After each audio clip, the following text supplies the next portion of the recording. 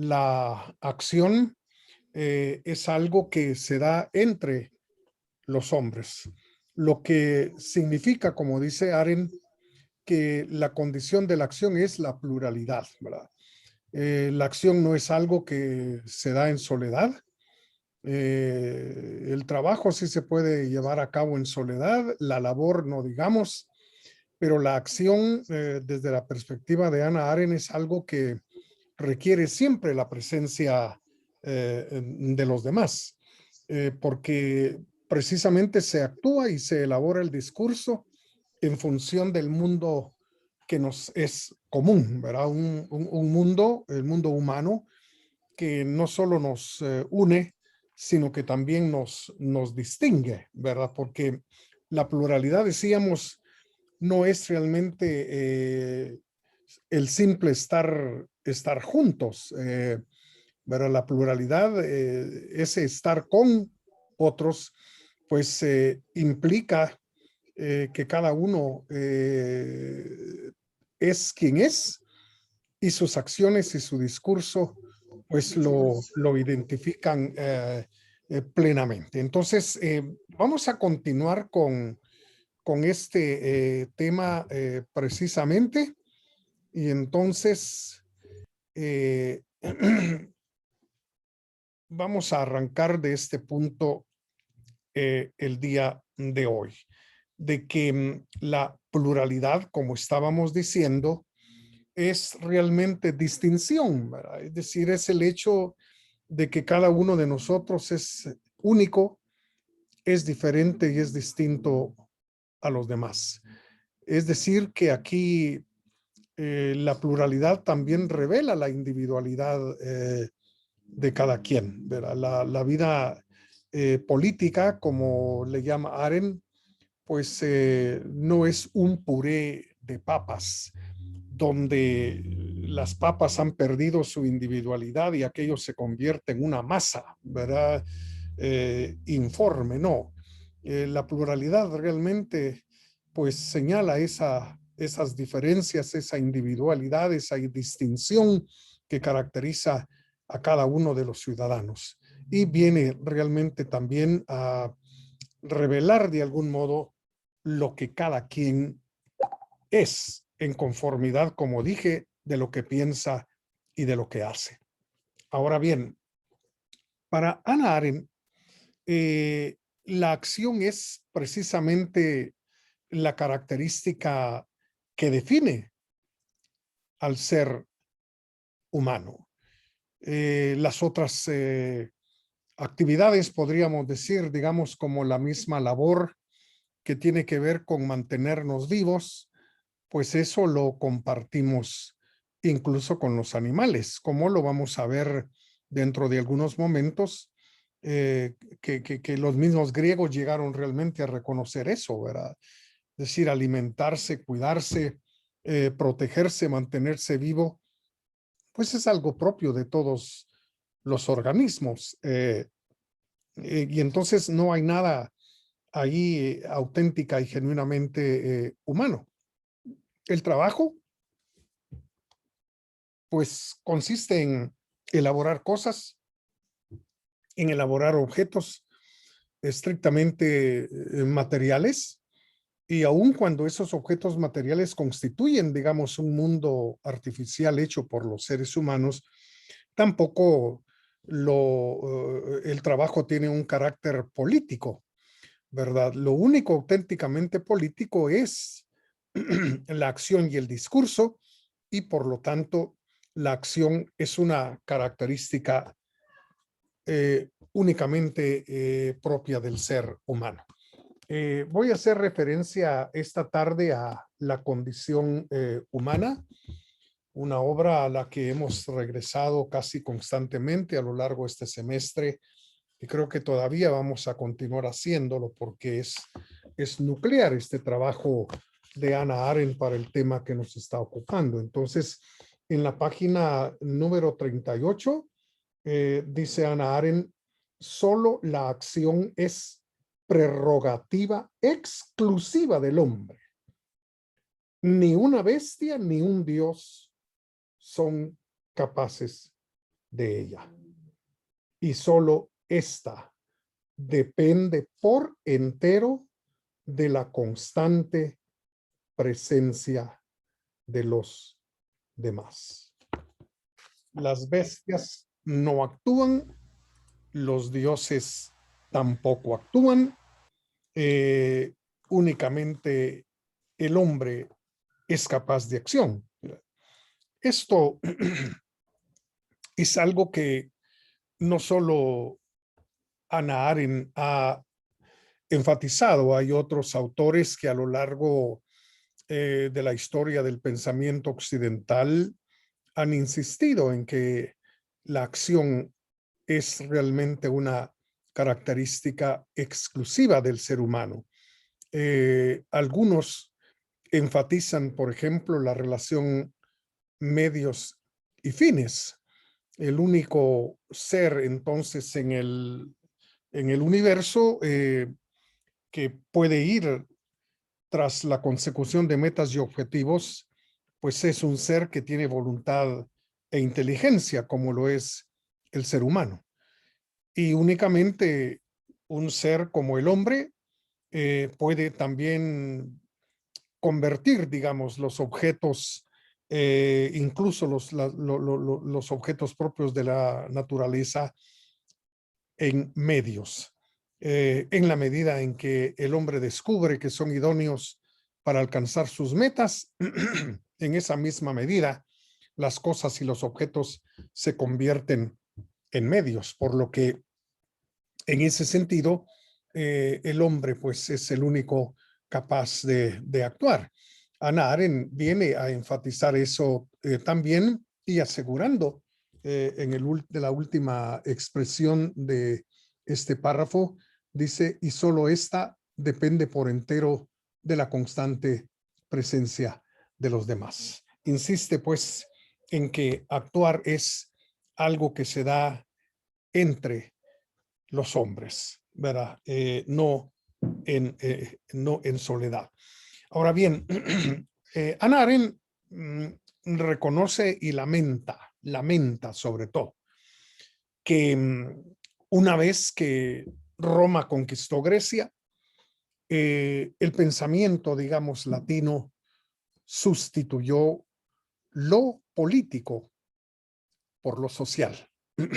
Ella distingue muy bien y claramente lo social de lo político. No hay que confundir, según Hannah Arendt, lo social con lo político, ni lo político con lo social. Son dos cosas rotundamente diferentes y distintas. En la misma página 38 de La condición humana, Hannah Arendt dice lo siguiente: esta relación especial entre acción y estar juntos parece justificar plenamente la primitiva traducción del zoon politikon aristotélico por animal socialis, que ya se encuentra en Séneca y que luego se convirtió en la traducción modelo a través de Santo Tomás, cuando Tomás dijo homo est naturaliter politicus ides socialis. Esto significa el hombre es política por naturaleza, esto es social. Eso dijo Tomás. Más que cualquier elaborada teoría, dice ahora Hannah Arendt, más que cualquier elaborada teoría, esta inconsciente sustitución de lo social por lo político revela hasta qué punto se había perdido el original concepto griego sobre la política. De ahí que resulte significativo, si bien no decisivo, que la palabra social sea de origen romano y que carezca de equivalente en el lenguaje o pensamiento griego. Lamentable que los romanos hayan cambiado la palabra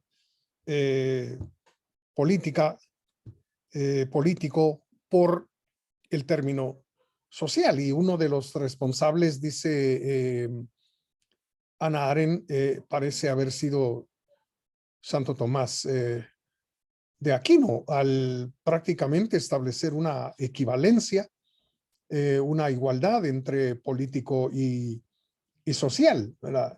Entonces, no se trató realmente de grandes discursos ni elaboraciones teóricas, dice Hannah Arendt, sino simplemente la sustitución de un término por otro, ¿verdad? Lo cual, en primer lugar, dice Hannah Arendt en el párrafo que leímos, pues demuestra hasta qué punto se había perdido ya el sentido y el significado de la palabra político como lo había entendido el pensamiento griego. De hecho, dice Hannah Arendt, la palabra social es una palabra eminentemente latina, ¿verdad? Sociedad o societas es un término eminentemente latino y es entonces muy lamentable que haya venido a sustituirse el término político por el término social. Ahora, ciertamente el término social no era conocido, digamos, ni manejado en el pensamiento griego. Eh, sin embargo, dice Hannah Arendt, los griegos no ignoraron la cuestión del término social o lo que para los latinos era lo social. No lo ignoraron, pero para los griegos lo social era prácticamente idéntico a lo que ocurre en la vida estrictamente animal, de tal manera que lo social se podría comparar, digamos, en este momento a una jauría de lobos, a una manada de leones, en fin, a una jauría de perros, etcétera. Es decir, lo social es exactamente idéntico a lo que ocurre con la vida animal, dice Hannah Arendt. Vamos a leerlo dentro de un momentito. Por lo tanto, digamos aquí, no se trata de acción, porque como dijimos, la acción revela la individualidad, lo que cada uno es, lo que distingue realmente a cada quien. Aquí en lo social, si está siendo comparado con lo animal, es eso precisamente lo que no ocurre. Siempre en la página 38 de la condición humana, Hannah Arendt hace la siguiente acotación. No es que Platón o Aristóteles desconocieran o se desinteresaran el hecho de que el hombre no puede vivir al margen de la compañía de sus semejantes, sino que no incluían esta condición entre las específicas características humanas. Por el contrario, era algo que la vida humana tenía en común con el animal y solo por esta razón no podía ser fundamentalmente humana. La natural y meramente social compañía de la especie humana se consideraba como una limitación que se nos impone por las necesidades de la vida biológica, que es la misma para el animal humano que para las otras formas de existencia animal. Entonces, no hay ninguna diferencia entre lo que los latinos vinieron a considerar social con lo puramente animal desde la perspectiva del pensamiento griego antiguo, ¿verdad? Eh, la misma Arendt aclara, no es que Platón, no es que Aristóteles hayan ignorado, digamos, la importancia de el estar juntamente con otros, ¿no? Es decir, la compañía, dice, la compañía que el hombre necesita, pero se trataba en todo caso, incluso con Platón y Aristóteles, de algo perfectamente comparable con lo animal, es decir, muy estrechamente relacionado esto con la labor. Entonces, así como las jaurías, las manadas se unen precisamente para cazar, para matar a la presa y poder alimentarse y asegurarse, digamos, la supervivencia. Pues exactamente lo mismo, dice Hannah Arendt, era considerado como lo social en el pensamiento griego antiguo. Entonces, si realmente necesitamos de la compañía y el concurso de otros, es porque necesitamos encontrar todos aquellos elementos que nos van a servir definitivamente para vivir. Es decir, necesitamos del panadero para el pan, del carnicero para la carne, del zapatero para obtener zapatos, del fabricante de vestimenta para obtener ropa, en fin. Es decir, una cuestión puramente relacionada con la supervivencia y por lo tanto muy parecido a lo que ocurre en el mundo animal. Hannah Arendt aclara incluso algo más, diciendo que para los griegos la capacidad política también era distinta a lo familiar y a lo hogareño, que es precisamente muy parecido a lo que ocurre en el mundo animal también, ¿verdad? Una página después, en la página número 39 de La condición humana, Hannah Arendt dice, según el pensamiento griego, la capacidad del hombre para la organización política no es solo diferente, sino que se halla en directa oposición a la asociación natural cuyo centro es el hogar y la familia. Es decir, estamos hablando aquí de algo, insisto, muy propio, digamos, de la naturaleza. ¿Por qué? Porque, bueno, esto tiene que ver, en primer lugar, con la perpetuación misma de la especie, ¿verdad?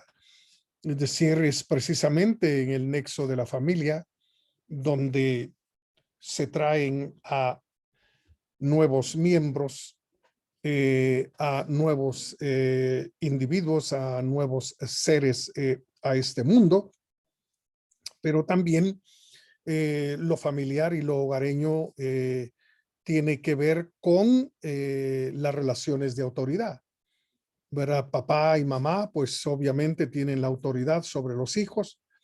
Hay una jerarquía allí, no existe igualdad, ¿verdad? Es decir, no se puede realmente igualar a un chico, digamos, pequeño o a un hijo o una hija que todavía son dependientes con los padres. No hay realmente término de comparación. Hay entonces ahí una, como diríamos, una falta de simetría. Son asimétricas realmente las relaciones, tanto familiares como hogareñas, y están en gran medida orientadas esas experiencias a la misma supervivencia, a garantizar, digamos, la supervivencia, por lo que de nuevo la cuestión de la labor sale aquí, tiene que salir a colación. Muy al contrario, digamos, de lo político, donde definitivamente los hombres disfrutan de una igualdad, ¿verdad? Por eso es que Arendt rechaza la idea de que lo político esté relacionado con el gobierno. Es decir, ella lamenta que también, a partir sobre todo de Platón, lo político se haya asociado hasta el día de hoy con la fuerza y la capacidad de violencia que tienen los gobernantes.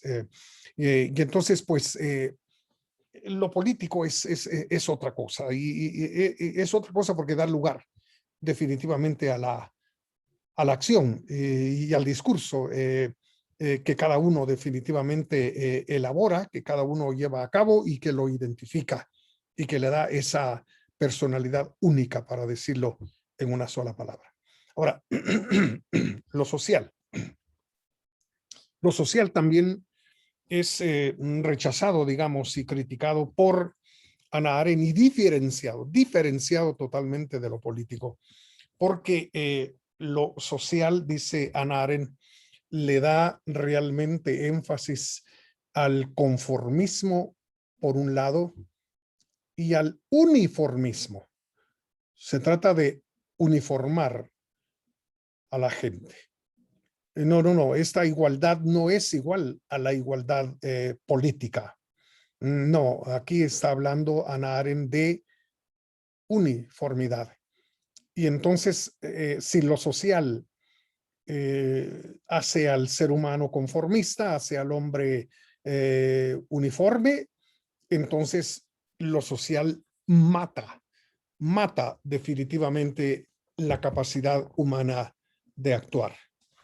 En la página número 51 de La condición humana, dice Hannah Arendt lo siguiente: es decisivo que la sociedad en todos sus niveles excluya la posibilidad de acción, como anteriormente lo fue de la esfera familiar. En su lugar, la sociedad espera de cada uno de sus miembros una cierta clase de conducta, mediante la imposición de innumerables y variadas normas, mediante la imposición de innumerables y variadas normas, todas las cuales tienden a normalizar a sus miembros, a hacerlos actuar, a excluir la acción espontánea o el logro sobresaliente. En Rousseau, sigue diciendo Hannah Arendt, encontramos estas exigencias en los salones de la alta sociedad, cuyas convenciones siempre identifican al individuo con su posición en el marco social. Lo social, entonces, tiende realmente a uniformar el comportamiento de todos los seres humanos. Se refiere más bien a la conducta, impidiendo hasta cierto punto la acción, porque la acción es algo espontáneo, como ya dijimos, según ella, porque la acción caracteriza a cada uno, porque de la acción se puede esperar cualquier cosa. Es prácticamente impredecible, esto ya lo hemos dicho, ¿verdad? En cambio, lo social, lo que quiere realmente es uniformar las conductas y los comportamientos a través, dice Hannah Arendt, de un sinfín, digamos, de normas, de un sinfín de reglamentos, en fin, con el propósito de esperar, saber qué conductas realmente esperar de parte de los seres humanos. Y entonces, lo social, lamentablemente, dice Hannah Arendt, vino a dejar fuera la acción, ¿no? Y se refiere al ejemplo de Rousseau, quien, digamos, en sus obras, pues señala cómo en los llamados salones de la alta sociedad, pues cada quien se identifica, incluso por su vestimenta, por sus gestos, con un determinado marco social, por la pertenencia, digamos, a un determinado grupo dentro de la sociedad. Entonces, lo social es conformista y tiende a la uniformidad. Esto que ha venido a llamarse igualdad es realmente algo que precisamente igualdad es lo que no es, ¿verdad? No tiene realmente el verdadero sentido de la igualdad. Por eso es que yo he empleado aquí en esta presentación, ahí en el párrafo que está en verde, la palabra igualitarista, es decir, realmente la sociedad de masas en la cual vivimos, y desde que las masas realmente se han venido imponiendo precisamente en la sociedad, ¿verdad? En la sociedad. Pues bueno,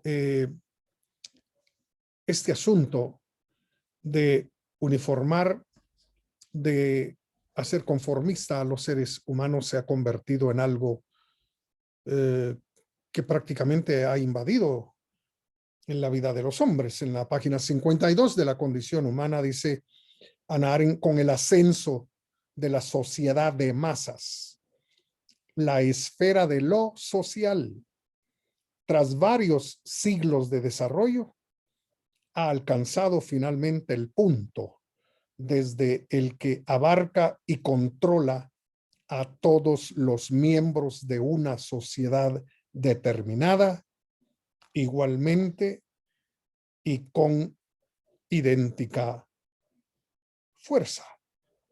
Y sigue diciendo, esta igualdad moderna, basada en el conformismo inherente a la sociedad y únicamente posible porque la conducta ha reemplazado a la acción como la principal forma de relación humana, es en todo aspecto diferente a la igualdad de la antigüedad y en especial a la de las ciudades-estado griegas.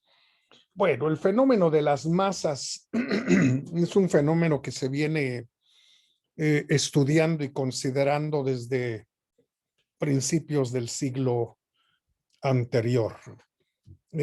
Autores como el español José Ortega y Gasset y también podríamos mencionar, entre otros, a José Ingenieros, ¿sí? Bueno, ha habido pues una atención hacia el imperio y el dominio de las masas, ¿no? Hay que recordar, digamos, la obra importante de José Ortega y Gasset, La rebelión de las masas.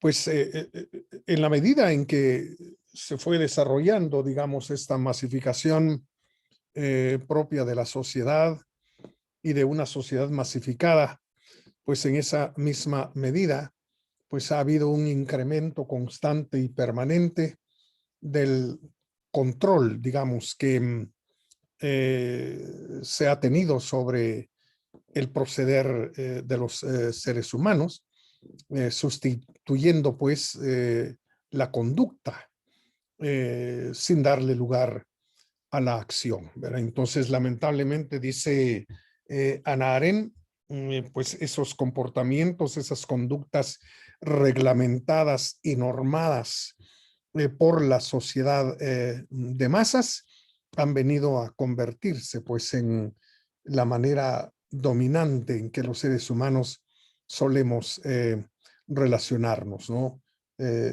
Y nada que ver, pues digamos, ese uniformismo, ese igualitarismo con la igualdad propia de la vida griega en los tiempos antiguos.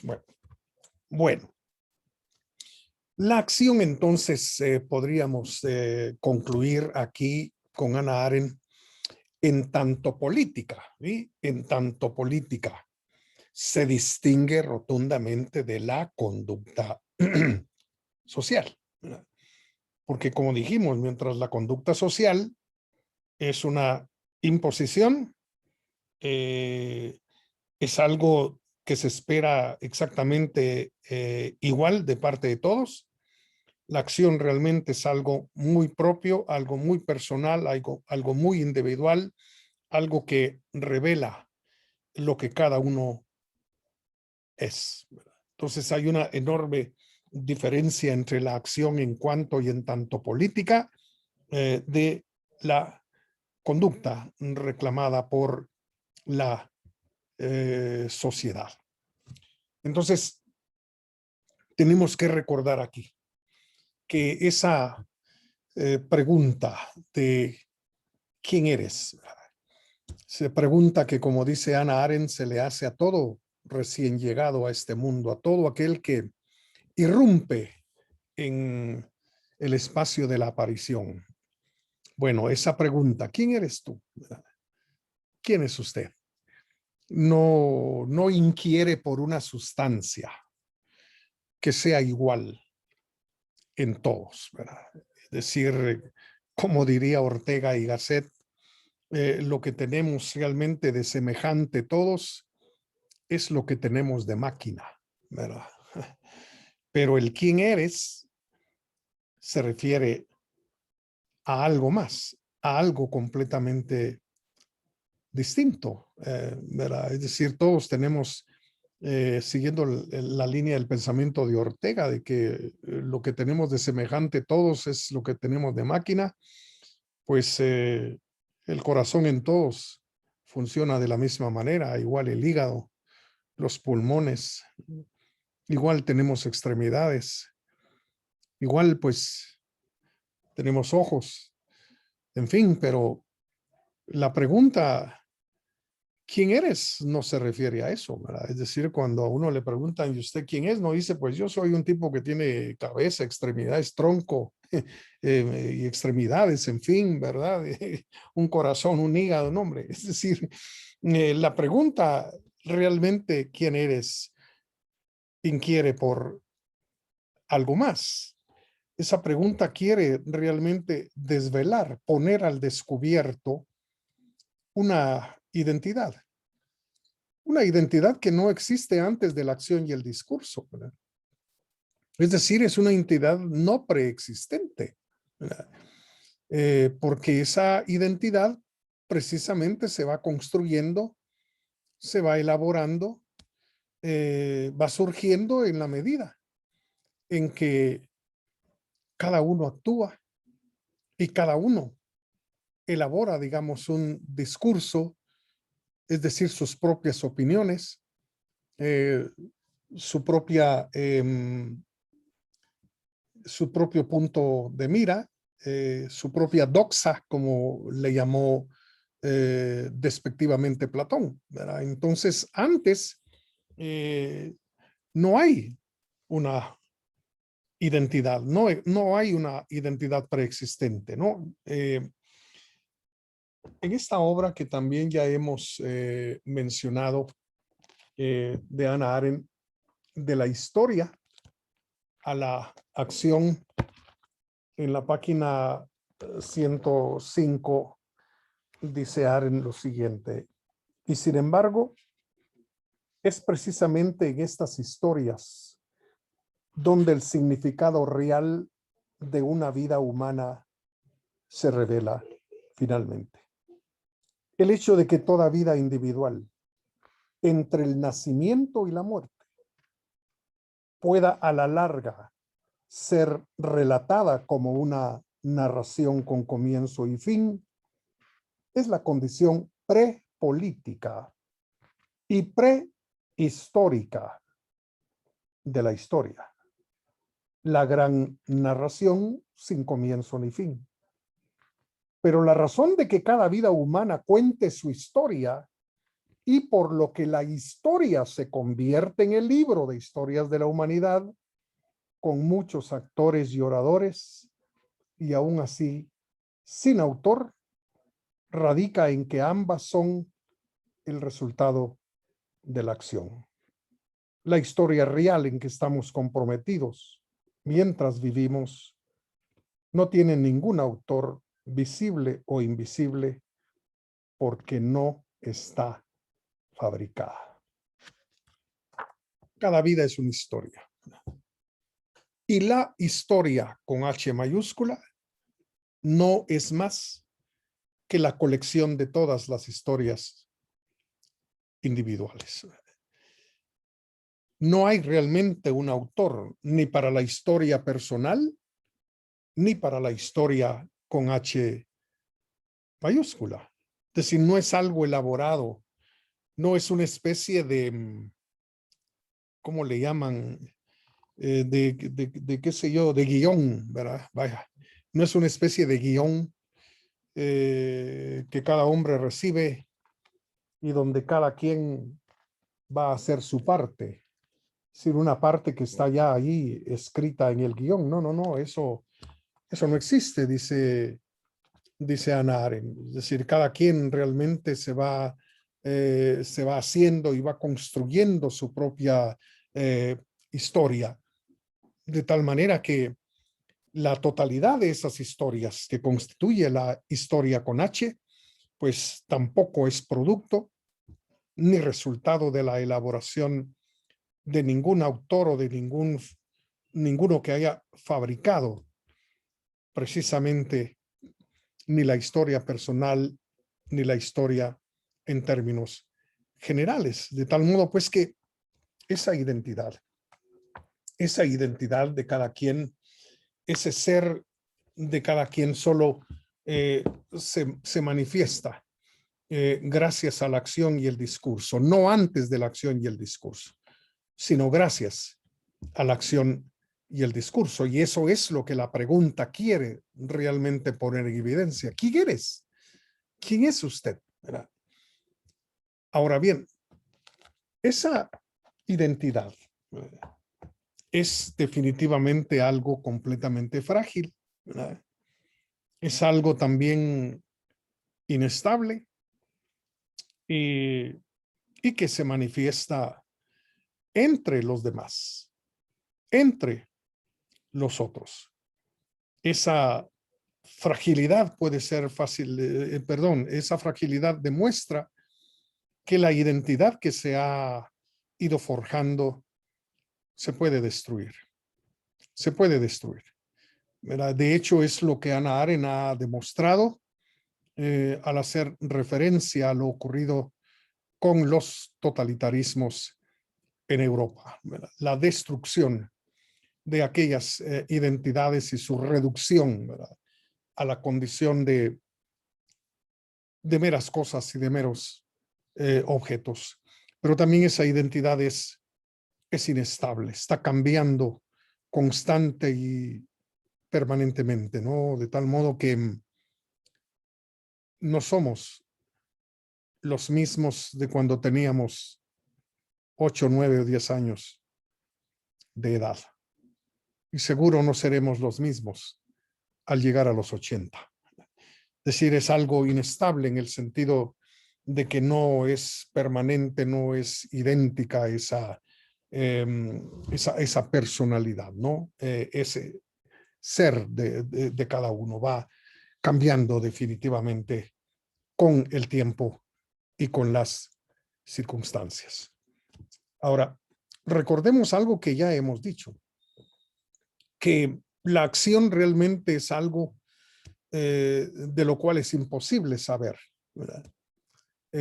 Todo al centavo, como decimos común y corrientemente. No podemos saber en detalle qué es lo que realmente se ha hecho, ¿verdad? Sobre todo porque recordemos que toda acción humana tiene consecuencias no intencionales. Cuando uno actúa con una clara intención que es lograr un fin y una meta. Pero uno no puede evitar que yendo tras la consecución de sus fines en la vida, no puede evitar que se provoquen consecuencias que no han sido un claro propósito para cada uno de nosotros provocar. Eso es así con toda acción humana. Y entonces, en ese sentido, es un poco difícil saber, ¿verdad?, al detalle en qué realmente ha consistido la acción. En la página 251 vuelvo a la condición humana, página 251 y principios de la 252, dice Hannah Arendt, en este aspecto de la acción, importantísimo para la época moderna, para su enorme ampliación de las capacidades humanas, como para su concepto y conciencia de la historia, se inician procesos cuyo resultado no se puede vaticinar, de manera que la inseguridad, más que la fragilidad, pasa a ser el carácter decisivo de los asuntos humanos. Ahora, sigue diciendo, esta propiedad de la acción escapó a la atención de la antigüedad en general y apenas encontró adecuada articulación en la filosofía antigua, para la que el concepto de la historia, tal como lo conocemos, era extraño por completo.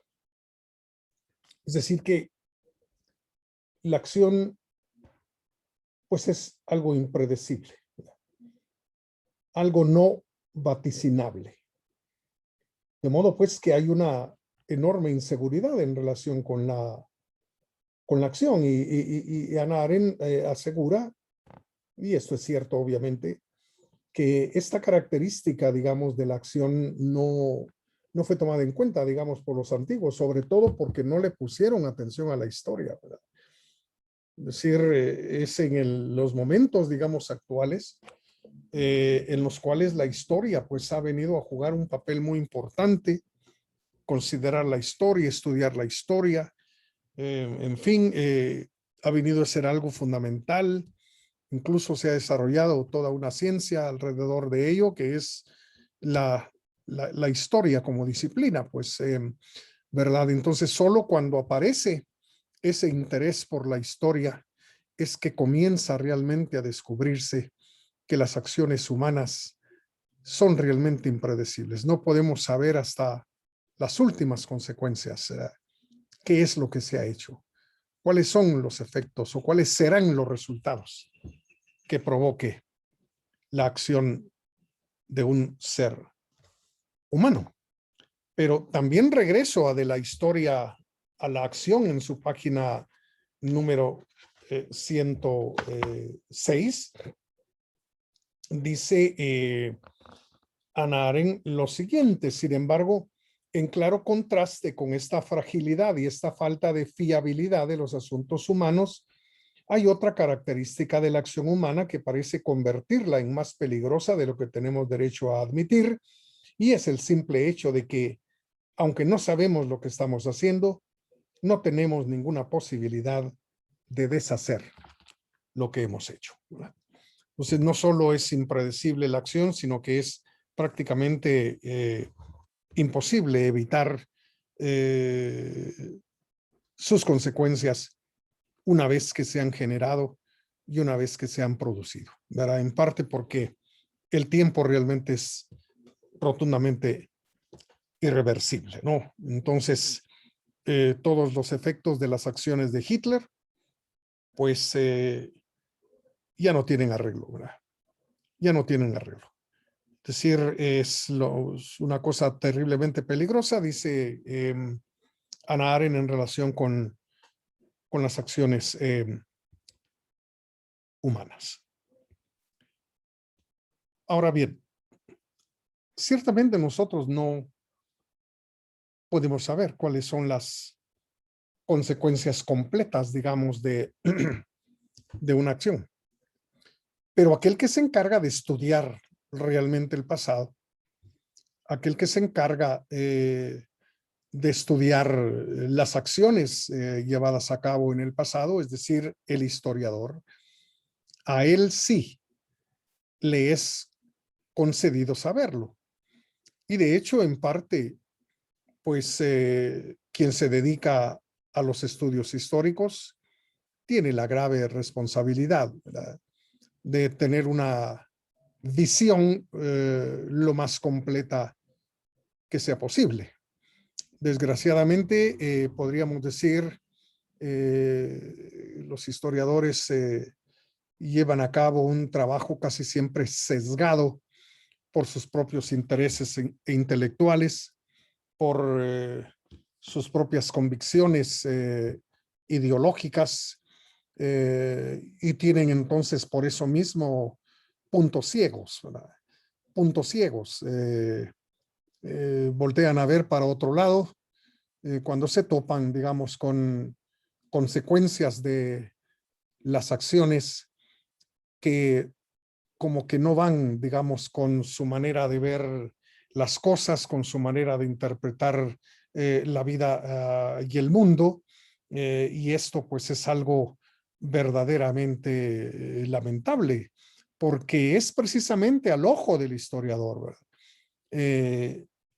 ante el cual pueden aparecer todas las consecuencias y los resultados de las acciones de aquellos autores que fueron en su momento y cuando actuaron incapaces de prever cuáles iban a ser todos los efectos de sus actos. En la condición humana, volvemos de nuevo a esta obra, en la página 215, Hannah Arendt viene a afirmar lo siguiente. Dice, la acción solo se revela plenamente al narrador, es decir, a la mirada del historiador, que siempre conoce mejor de lo que se trataba que los propios participantes.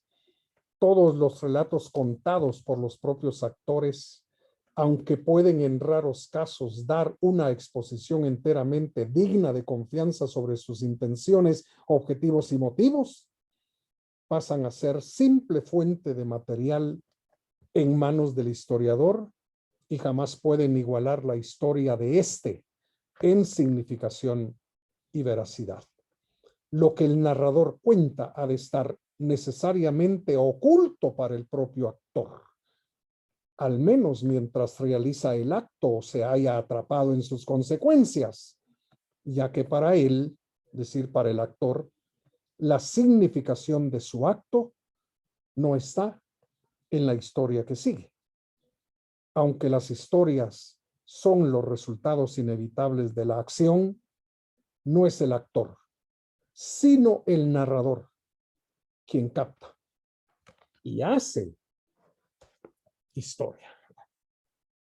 Interesantísimo este párrafo en relación con los argumentos que estamos desarrollando y examinando. Al actor definitivamente lo que le interesa es lograr en ese momento lo que quiere lograr, alcanzar los fines que quiere en ese momento alcanzar, y no puede definitivamente prever, por las grandes limitaciones humanas y sobre todo las limitaciones del conocimiento humano, no puede prever lo que en el futuro inmediato o remoto pues traerán o provocarán sus acciones, pero al historiador sí. Y entonces en ese sentido, dice Hannah Arendt, es el historiador el que hace, y pone entre comillas, ¿verdad? Es el historiador quien realmente hace historia, es decir, el que está obligado, como decíamos, a contarlo todo, a no tener en este sentido, pues una visión sesgada, como lamentablemente suele ocurrir, ¿verdad? Por ello es que la recomendación en cuanto a los estudios históricos es que uno pueda tener contacto con todos los puntos de vista que ha generado, digamos, la historia para lograr tener un enfoque, digamos, un poco más completo, un poco más integral, ¿verdad? Entonces esto ha ocurrido con todo, ha ocurrido con la independencia de Guatemala, ha ocurrido con el conflicto armado interno. Es decir, hay tantas historias que se han contado al respecto con perspectivas muy ideologizadas de todos lados y de todas partes. Y entonces lo que uno tiene que hacer es entrar en contacto con esas diferentes opiniones para ver si así logra realmente tener una visión completa y de conjunto de lo que ocurrió sin dejarse sesgar por amañadas ideologías de cualquier viento que sople, ¿verdad? Entonces, Arendt lo está poniendo definitivamente aquí muy, muy, muy en claro. Grave entonces la responsabilidad del historiador en cuanto a las acciones humanas. Entonces, resulta pues que los efectos de la acción no solo son impredecibles, ¿verdad? Sino que son también irreversibles, como ya lo hemos hecho notar. Entonces, Hannah Arendt dice que ante la irreversibilidad de la acción, bueno, solo hay una respuesta. La única respuesta ante la irreversibilidad de la acción parece ser el perdón.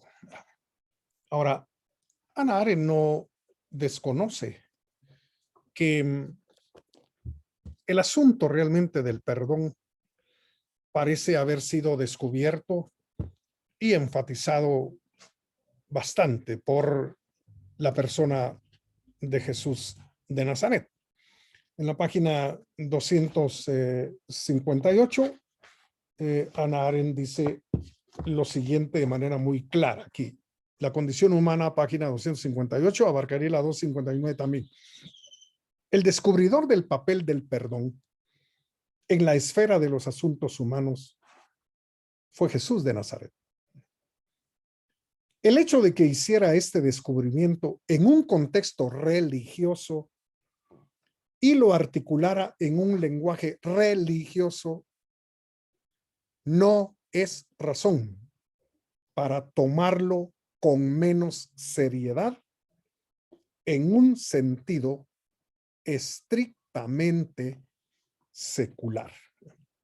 Y sigue diciendo, ciertos aspectos de la enseñanza de Jesús de Nazaret que no están fundamentalmente relacionados con el mensaje religioso cristiano, sino que surgieron de la experiencia en la pequeña y cerradamente entramada comunidad de sus seguidores, inclinada a desafiar a las autoridades públicas de Israel, se encuentran entre dichas experiencias políticas, aunque han sido despreciados debido a su alegada naturaleza exclusivamente religiosa. Y termina este párrafo diciendo, el único signo rudimentario de que se sabía que el perdón puede ser el correctivo necesario para los inevitables daños que resultan de la acción puede verse en el principio romano de ahorrar la vida del vencido. Buen criterio absolutamente desconocido por los griegos, o en el derecho a conmutar la pena de muerte, probablemente también de origen romano, prerrogativa de casi todos los jefes de Estado occidentales.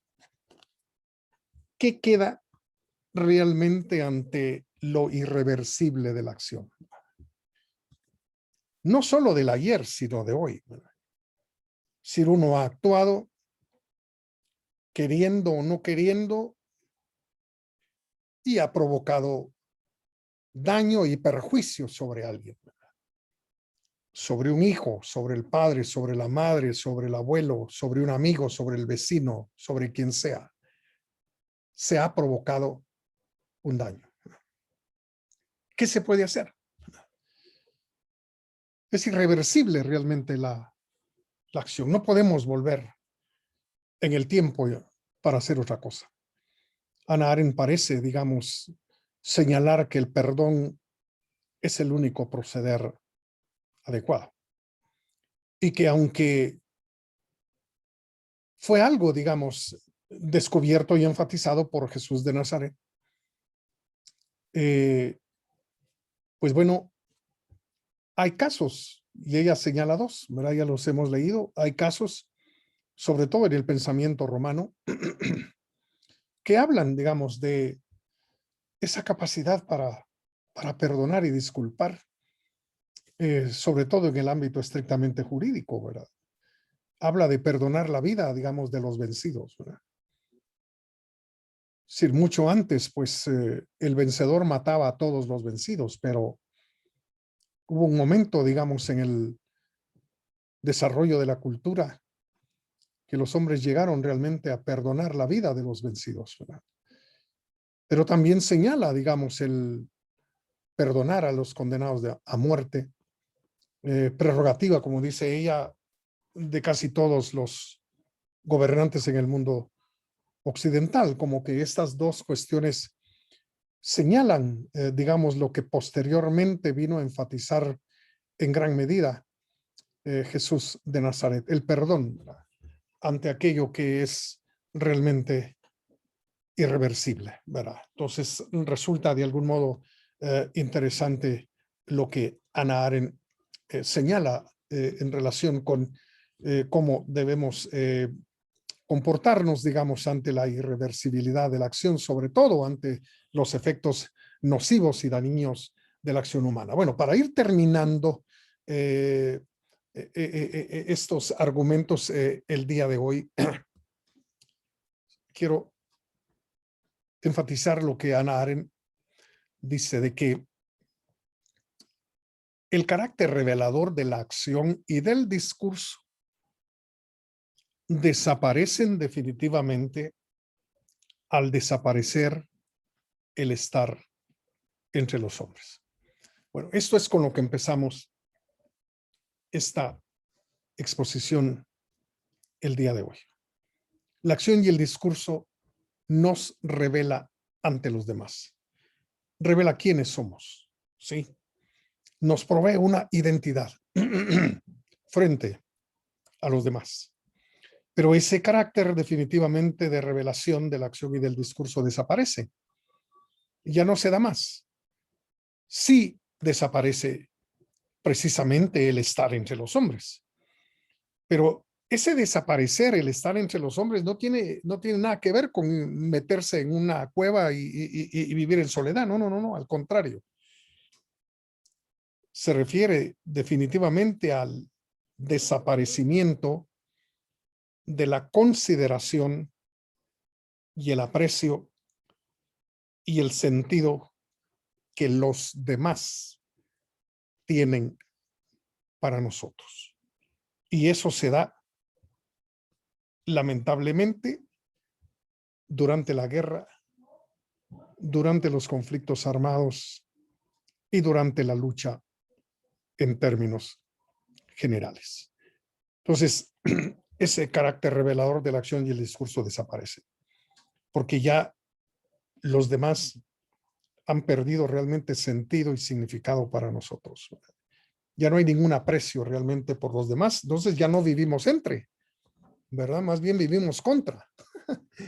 Bueno, una última cita sobre la violencia, esta obra breve pero muy importante de Hannah Arendt, la página 106 y parte de la 107, dice Hannah Arendt lo siguiente: el interés propio, cuando se le pide someterse al verdadero interés, es decir, al interés del mundo como distinto del interés del yo, siempre replicará: cerca está mi camisa, pero más cerca está mi piel.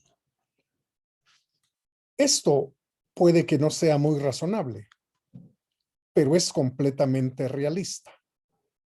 Es la no muy noble, pero adecuada respuesta a la discrepancia de tiempo entre las vidas particulares de los hombres y la totalmente diferente esperanza de vida del mundo público.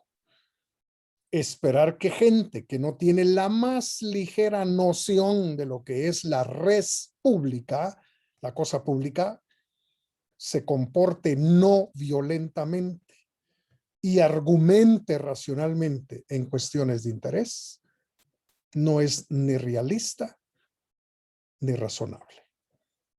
Entonces, es lamentable realmente que los intereses personales también pueden ser intereses gremiales, sindicales, grupales, empresariales, profesorales, estudiantiles, Bueno, pare usted de contar. Cuando esos intereses realmente son lo más importante, se acaba entonces el carácter revelador de la acción y del discurso. Dice Hannah Arendt que la actitud es la de decir, bueno, si mi camisa es algo cercano a mí, más cercano a mí está mi propio pellejo. Y entonces se trata a partir de ese momento de esperar un proceder violento, un proceder destructivo, un discurso, digamos, bélico, entiéndase eso como se entienda.